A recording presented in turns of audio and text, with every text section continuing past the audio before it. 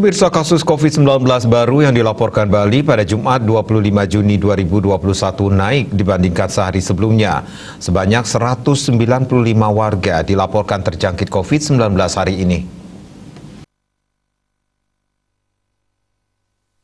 Untuk tambahan kasus COVID-19 di Bali hari ini terdiri dari 169 transmisi lokal, 25 pelaku perjalanan dalam negeri PPDN, dan 1 pelaku perjalanan luar negeri PPLN.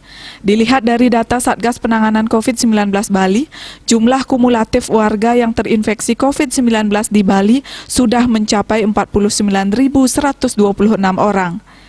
Rinciannya 45.540 transmisi lokal, 3.198 PPDN, dan 388 PPLN. Tambahan kasus ada di 8 kabupaten kota karena Karangasem nihil kasus baru. 4 zona oranye dan warga luar Bali menjadi penyumbang terbanyak kasus baru. Komposisinya mencapai 178 orang atau 91% dari total kasus yang dilaporkan hari ini.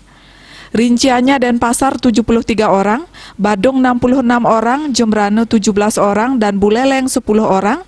Warga kabupaten di luar Bali juga masih mencatatkan tambahan 2 digit. Tercatat ada 12 warga kabupaten lain yang dilaporkan terkonfirmasi hari ini. Sebanyak 9 orang karena transmisi lokal dan 3 PPDN.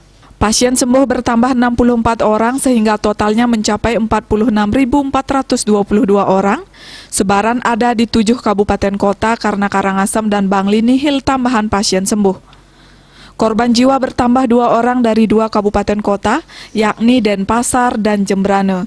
Kumulatif korban jiwa mencapai 1.547 orang. Rinciannya 1.541 WNI dan 6 WNA.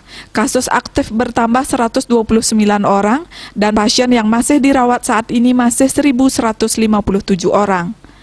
Diah Dewi, Bali Pos melaporkan.